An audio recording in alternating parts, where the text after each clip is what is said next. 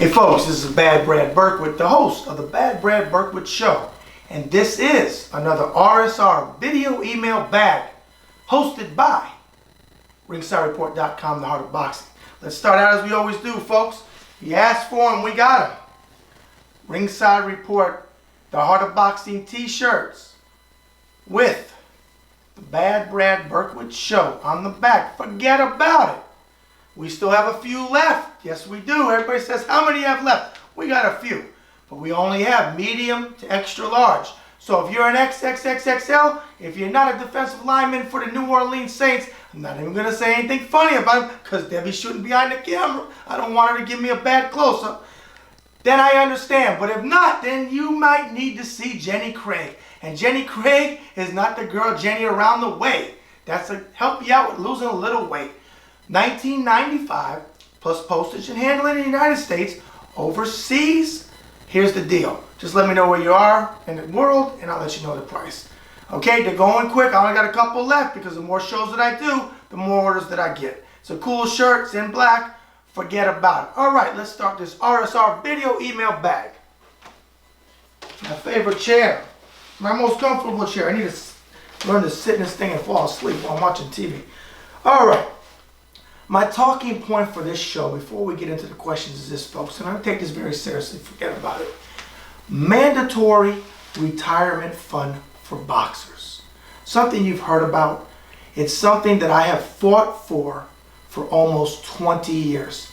And unfortunately, with hardly any success. I did get close at one time to John McCain, who helped pass the Muhammad Ali Act when it came to promoters, but boxing, unfortunately, and put my paper down, unfortunately, does not have a mandatory retirement fund. And it's sad because the NFL, the NBA, Major League Baseball, and hockey all have a retirement fund.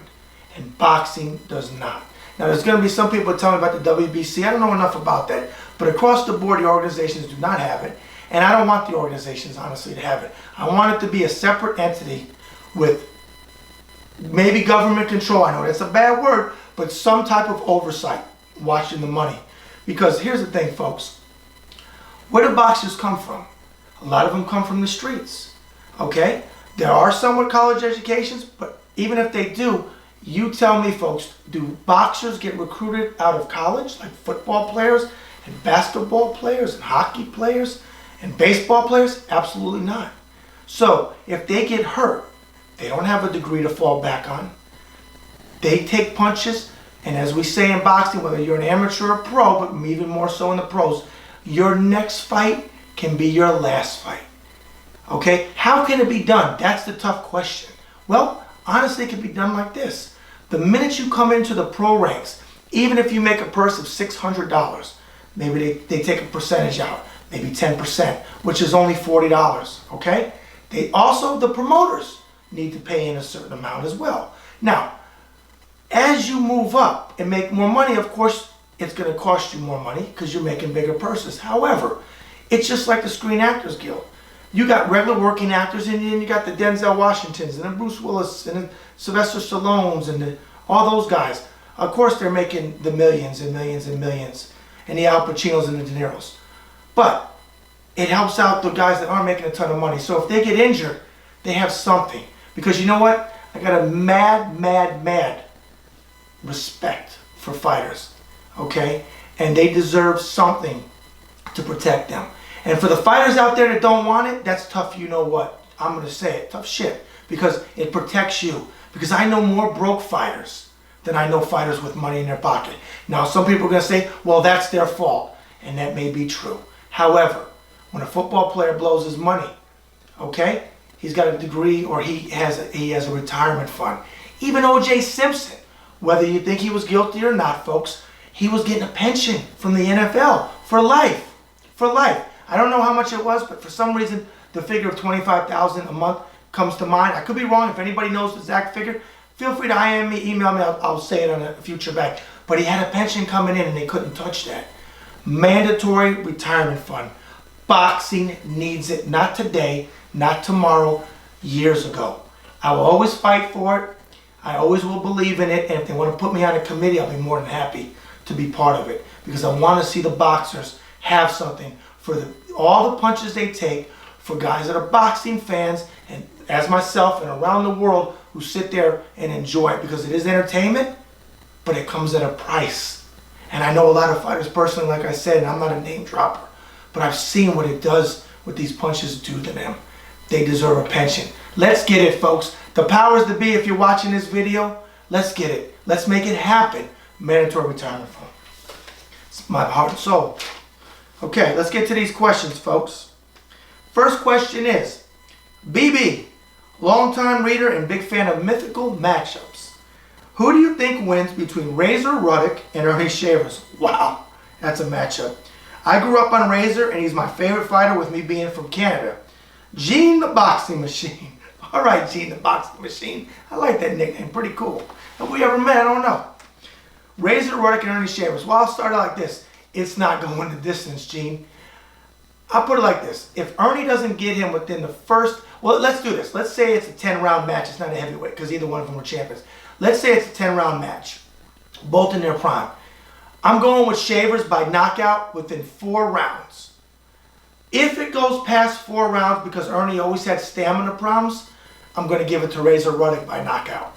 But definitely a knockout. Somebody's getting knocked out. And I'll tell you what, there's a mythical matchup. Dave, my man, do that one. I would love to see what you come up with. Ernie Shavers versus Razor Ruddock. Let's dedicate that column to Gene the Boxing Machine from Canada. Great question, Gene.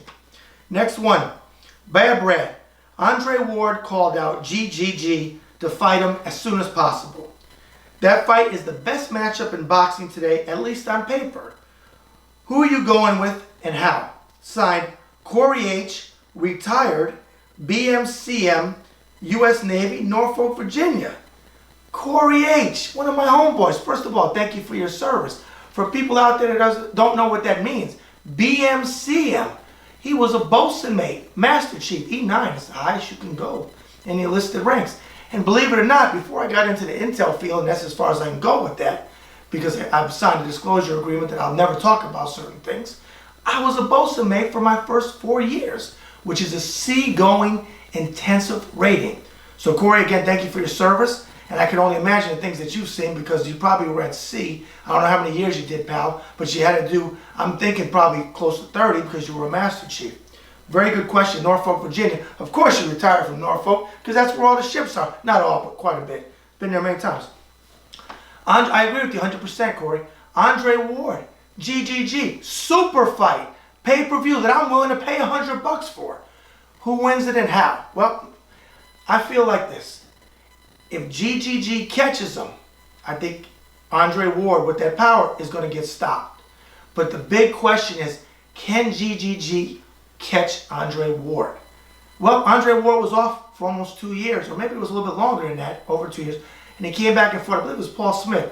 And he looked so great against Paul Smith, but let's be honest, Paul Smith is a tomato can. Came in overweight. It was a joke. So I don't gauge anything on that one. But what I do gauge things on is when he took that Super 6 tournament, and he looked fantastic. I have to see Andre Ward against a high-level fighter, and GGG is just that one. GGG needs a career-defining fight that helps him out. So this is what I'm going to say in my prediction. But I'm not going to make one solid prediction yet. I want to see if Andre Ward takes another tune-up fight and how he looks. But if he goes right into it, people say, well, you really didn't make a prediction. Well, I'm going to go with GGG by knockout if he can catch him.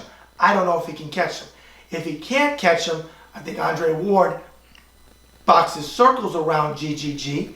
And what he does is, and that's Debbie coughing on the camera, folks. Look at that. Could you please stop coughing? I know you're a union, but you're not allowed to cough on my show. Look at that. She's still coughing. Stop coughing. Thank you. Okay. So Andre Ward wins a unanimous decision or a knockout. I'll make a further prediction and go with one fighter when I see if they sign right away or if he has a tune-up match, Andre Ward. Last question, Bad Brad. I would love to be a boxing writer and meet famous fighters who I respect. What's it like interviewing them? And have you ever met any of them, any fighters who were jerks? Signed, Frank T. from Atlanta, Georgia. Well, Frank T. from Atlanta, Georgia. I have done a lot of interviews over the years. I've lost count. I mean, I'm going to say this. I hate to call anybody out by name, so I won't. Out of respect for the sport, not so much for them. There's been a couple of jerks that I met. And honestly, only two, I think, in my whole time of almost 20 years covering the sport, have I met two jerks. And one of them, I'll only say this. He used to be heavyweight champion of the world. I'm not going to say his name. But he's still around, and I'm not a fan of his. I've seen him do things in person that I don't think are very productive. I don't think they represent the sport well. The other one, I won't say who he is, but I just say this. He was related to a famous fighter, an extremely famous fighter, that I met at a club fight.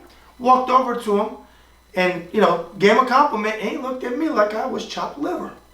So only two out of the whole time of all the fighters I've ever met. For the most part, boxers are the nicest athletes you'll ever want to meet. The most accessible, the most down-to-earth, the most appreciative of their fans that you'll ever want to meet. That's why I love interviewing them. Okay, and being a former boxer, amateur, not pro, you have a bond with them. You know what it's like to get in the ring. You know what it's like to train. You know what it's like to take punches. And I always go back to Quick Tillis because he's one of my favorites. My paisan, the fighting cowboy from Tulsa, Oklahoma, now living in Las Vegas. Go figure. But if you want to meet somebody that is who you see on TV with the big smile and the cowboy and the cowboy hat and the belt buckle, James Quick Tillis. Ray Boom Boom Mancini. Vinny Pazienza, or Vinny Paz, he changed his name. Crazier than crazy in a good way. But I've seen Vinny with his fans go to his car, sign this, sign that, all night long. I've seen him help out people left and right. Heart of gold. Nobody sends me funnier texts than Vinny Paz. Great guy, okay? And there's so many other ones that I can name over the years that I've met in answer to your question. So 2 out of all of them is not even 0.00001 of all the fighters I've either interviewed or I've met. All right, so there's the answer to your question. That's another RSR video email bag in the can. As we always say, forget about it. And as Frank Sinatra sang so eloquently so long ago, the best is yet to come.